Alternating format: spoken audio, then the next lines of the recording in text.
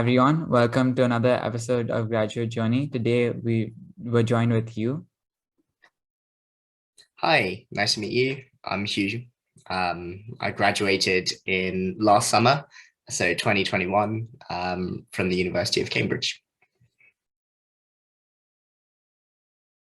So, what major did you study in Cambridge? Sure. So I studied effectively physics. Cambridge has a weird name for that. So they call it natural sciences, which quite a few universities in the UK actually offer.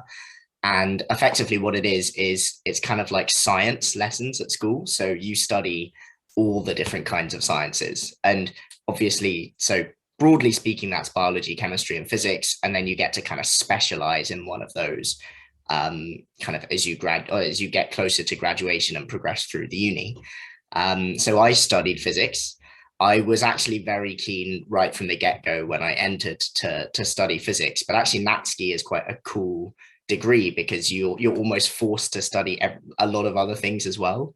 So for Right. example, in my first year, I studied earth sciences, which isn't something you would necessarily, do if you're just majoring in physics, perhaps, but that was a really cool experience for me. Yeah. And so, initially when you were applying, where all did you apply to? Did you apply to the US and the UK, or did you just apply strictly to the UK, or what? Yeah, I actually just applied to the UK. A lot of people from my school, which is in the UK, applied to US unis, but I just applied to the UK. I thought personally, as an international student, it's a bit of a hassle, and obviously there are loads of great schools in or unis in the UK as well. So, yeah, just the UK for me. Right. And are there any things you think that set the UK application process apart from the US application process? Uh, yeah, so take what I say with a pinch of salt, because obviously I didn't follow through the US application, but this is just from what I've heard from friends and colleagues. I think in the US, they're much keener on looking at you as a broad kind of person. So, your extracurriculars are super important. How much volunteering you do is almost as important as your actual grades, which obviously need to be there as well. In the UK, that's completely different. I mean, you write something called a personal statement in the UK. So you'll start that depending on where you want to apply, but you'll start that maybe at the end of the calendar year of your final year. So if you're in year 13, then you're kind of doing that at the end of like November or so of that year. And yeah, that's a really big for the UK, it's really important that that's just academic, because they don't really care much about your extracurriculars. I feel like the US, they care a lot more about your extracurriculars. And then to take that a step further, even Oxbridge, so the collective name for Oxford and Cambridge, are especially just focused on your academic ability. And we can talk about interviews maybe later, but that really shines through at the interview as well. Okay, yeah. And so now that you've graduated, what are some of your career prospects and goals that you want to accomplish after Yeah, graduation? that's a really good question, actually. So I graduated, as I say, last summer, and I was just very lost. I had no idea. Some people are like, oh, I'm going to definitely do this. I'm definitely going to go into law. That just wasn't me. So I spent a bit of time kind of thinking, applying around, just trying to dabble a bit in the water to see what was out there. And then now I've kind of decided to more go down the data science route and the data analyst route. So I'm actually currently in the middle of massive amounts of applying and interviews. I had a couple of interviews already this week. So yeah, I'm very much in the applying stage of data analyst roles at the moment. So what subjects did you take in high school, and what board did you do for high school? Sure. Yeah, have to remember now. So the subjects I took were further maths, physics, and chemistry. So very standard. And then for A level, obviously. And then for maths, I did OCR brackets MEI. And then for physics, and chemistry, I did the Cambridge CIE pre-U course. So it's just marked back then probably is now as well, marked in a different way. And it's just, it is A level, but it's almost like a different kind of qualification. And so instead of getting an A star and an A, you get these weird grades like D1, D2, D3. But yeah, those are the boards and my subjects that I took. Okay. And so do you mind just explaining to our viewers what you mentioned something after the math, right? The CIE. Yeah, yeah. So OCR is the name of the board. I think it's like Oxford, Cambridge, and RSA. I can't remember, but yeah, that's the name of the board, like EdXL or CIE. And then the brackets, it exists because I think I can't remember what it stands for, MEI, but effectively it's like a slightly more involved, slightly more complicated version of their standard A level. That's how it was told to me anyway. So you have the standard OCR maths, which is a set of A level exams, and syllabus, and then you get like the MEI, which is built on top of that. Okay. So yeah, it's OCR and then in brackets MEI. Right. I got it. And so along with high school, did you do any AP courses or any other extra credit courses throughout high school? Yeah, yeah, sure. So in terms of actual academic courses, I didn't do any because, as I say, UK unis don't really care about that as much. Um, yeah, in terms of extracurriculars, I am really big into rowing. So I'm actually not a big person myself. I'm a small person, so I actually sit at the back of the boat and I cox, and that's been a massive part of my life. Um, and I did a bit of music as well, not a huge amount, but a bit of music at school. But no kind of official, no official extracurricular courses. Um, Got it. Oh no, actually, sorry, I did do one. I did do a what's called a pre-U short course. So how I mentioned the CIE pre-U is the board that I did for physics and chemistry. They actually offer kind of an AS level course called the pre-U short course, and so I did that in Spanish. But Okay. yeah, don't ask me to speak any Spanish now. Yeah. Did you take part in any other competitions or exams or anything like that that may have set Yeah, like any yeah, sure. math competitions So or anything? this, yeah, so the school that I went to was really good at like pushing all of their students to enter these kind of competitions.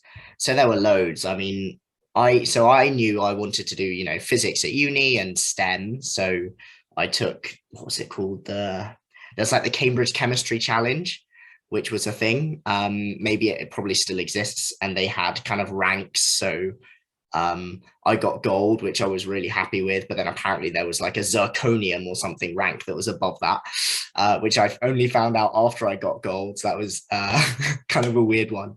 But also there's the Olympiads as well. So I did the maths, physics, and chemistry Olympiads as well. So yeah, they kind of my school pushed us all to do that. But yeah, those are the kind of the main ones that I did before applying.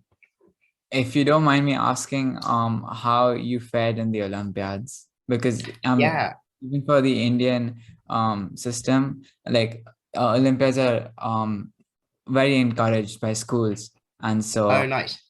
yeah. Yeah, I would honestly, it's such a long time ago. I can't really remember. I don't think I'm actually trying to remember if I did the chemistry one. But I'm pretty sure in the maths and physics ones I got gold. So I didn't go through to the extra stage of like the like national competition. Yeah. But I got gold in both maths and physics. And then there was this separate, Cambridge Chemistry Challenge where I also got gold. Um, but yeah, I hope that answers your question. I mean, yeah. Congrats. And what about leadership roles or any council, school council or anything like that? So were you on your student council? No, no. So we didn't really have a student council, or if we did, it was kind of a in name only thing. So yeah, I never sat on it though. So there was like a debate team. There was a lot of like, yeah, just there was quite a lot to do. But as I say, I was so focused on the rowing side of things that was always kind of second to me. That was something that didn't really interest me at all, which is also maybe partly why I didn't want to go into the US system, where they kind of really encourage having done a lot of that. I knew that I didn't really want to do that, so I was like, yeah, I will just stick to the straight and narrow. Yeah. And another question I just thought of is, so you've mentioned how rowing was an integral part of your life, right? And it took a lot of time. And so were you able to highlight a sport along with your academics well in your application? And how do you think that actually impacted them looking at your application? Yeah, that's a an excellent question. I think so. In terms of my personal statement, I can't remember now, but I think it's about a page, an A4 page long, and they're quite strict. I think you can't go over a certain limit. And my very final paragraph of about 8 was to do with rowing. So it was important.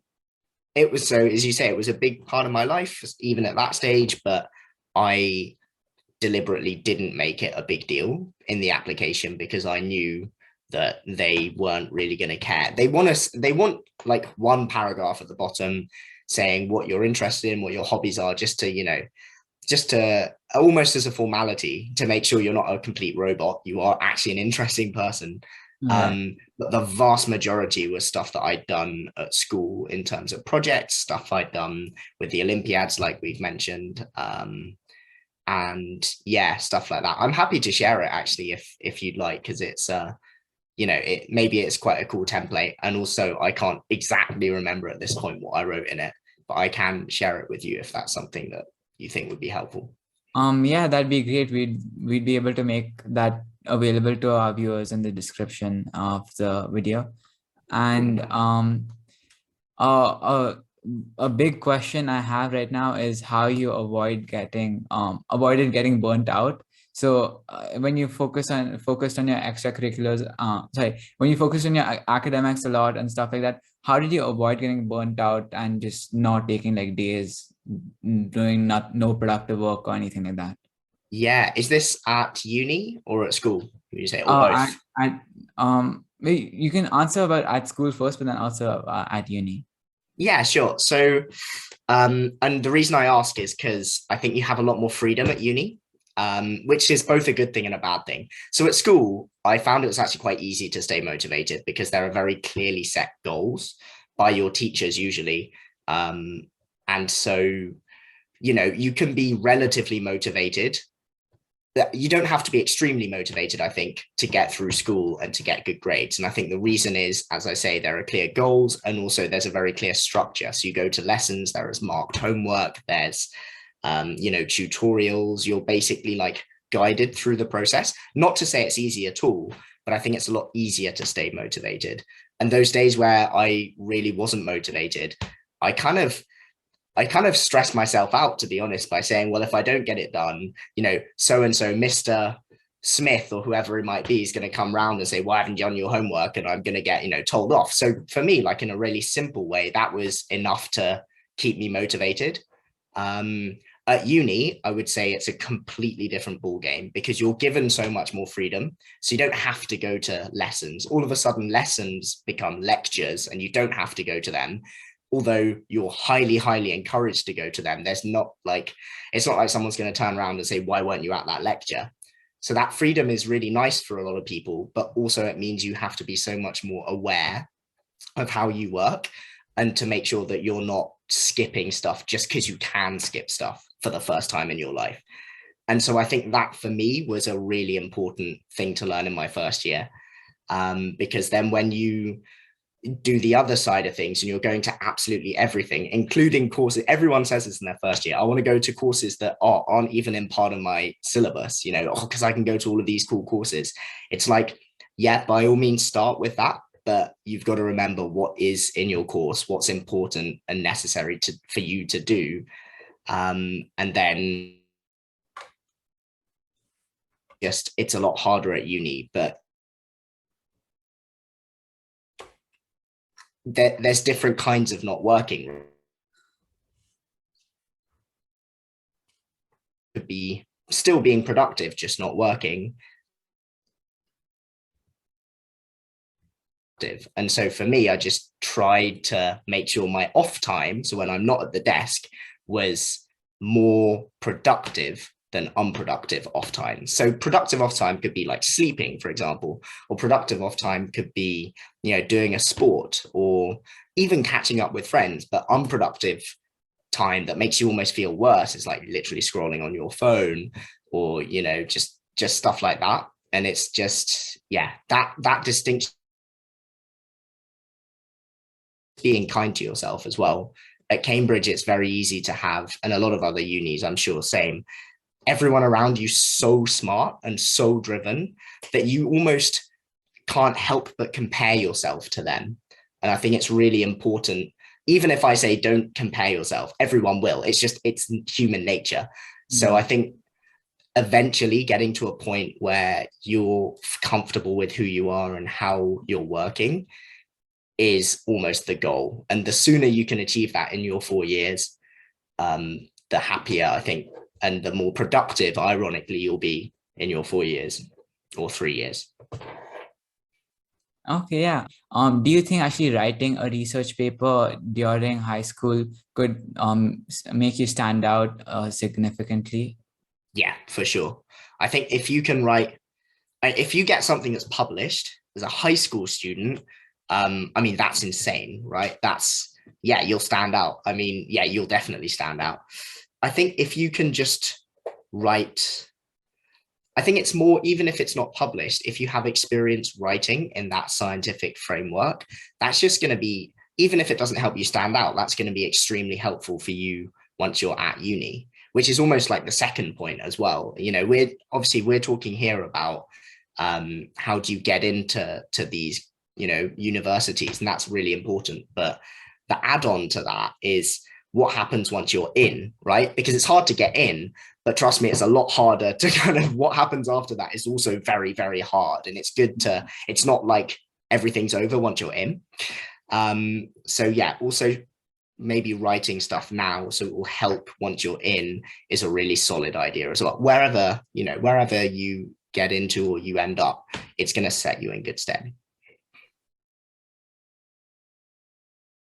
Do you have any tips for the actual essay or the statement, the personal thing you have to write?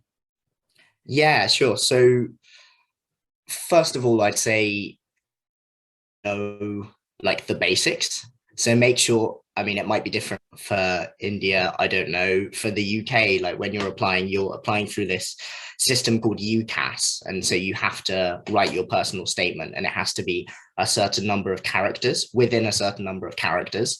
So just make sure you're not wasting time by writing something that's way too long. Just make sure you know the rules. And then otherwise, yeah, make sure you get teachers to proofread it, friends, family to proofread it. I'd say that's all the kind of logistical stuff. And then actually what's in the content, as we've alluded to quite a few times, just make sure that the content is quite streamlined towards what you've academically done and what the achievements were and the results were of your example. If you're lucky enough to have done an internship somewhere, then that's great to put in as long as it's kind of academically focused. Or if you did a lab, and internships don't have to be formal. They can even be shadowing a teacher for a summer when they were doing some lab work or preparation for a class. That can technically be, like lab experience. So you Yeah. can always rewrite things like that as well.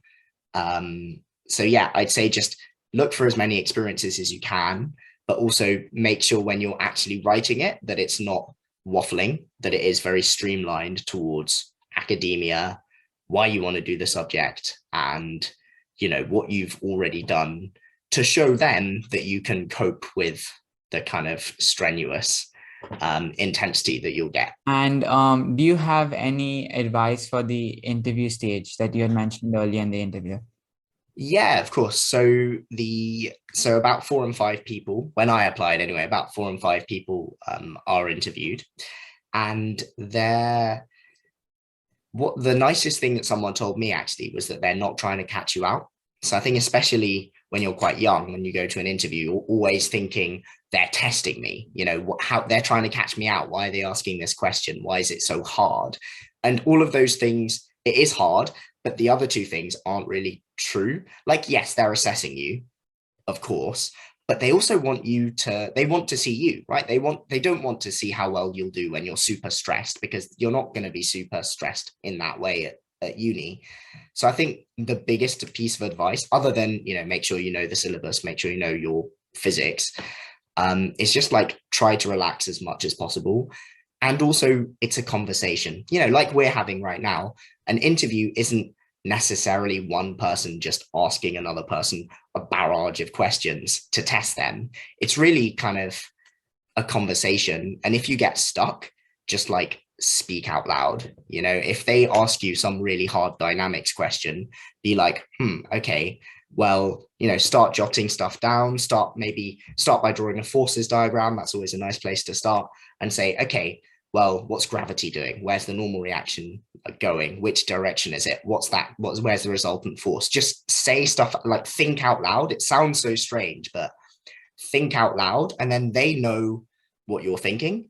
And if you're going down a wrong path, they can be like, that's interesting, but have you considered this? So it's a lot less stressful for you as well. I think the worst thing to do is not say anything and get stuck, because then you're just there with a blank piece of paper and a pencil, not writing anything. And they want to help you, but can't, because they don't know what you're thinking. So even if you have no idea what's going on, think out loud, use the interviewer, because they're there to help you. And yeah, like in a way, try to have fun. It's hard. It is hard, but a good interview should feel like it was really hard, but also that you had a conversation with the interviewer. Right. And so one follow-up would be, what do you think sets the Cambridge interviews apart from other colleges interviews? Yeah, that's a really good point. Are you talking within Cambridge colleges, or just Cambridge versus other like universities? Cambridge versus other Yeah. universities. So I would say it's quite similar to Oxford in that, but it's different to other universities in that they really interview a lot of people. So a lot of universities don't even interview, and those that do, my understanding is the interview process isn't as kind of long. So there are universities like Imperial also extensively interviews, etc. But in general, I think Cambridge, one of the things they really pride themselves on is how many people they interview and how seriously they interview everyone, because they really want to they want to have an idea of how easy is it to teach this person. And the reason they have these so you'll never interview with I didn't interview with other people. It was just me and then two interviewers, and I had two interviews. And that depends on your course in college, but it'll always be something like that. And the reason they do that is because there are these things called supervisions at Cambridge, and that is very small group teaching. And so they're trying to kind of emulate those supervision group teachings in the interview setting, which is why they have this kind of interesting interviewing style in the first place. So yeah, I'd say that's the main thing that sets Cambridge interviews apart, is how extensively they interview and how small the groups are as well. Got it. Great. This is really helpful. Thank you for joining us today.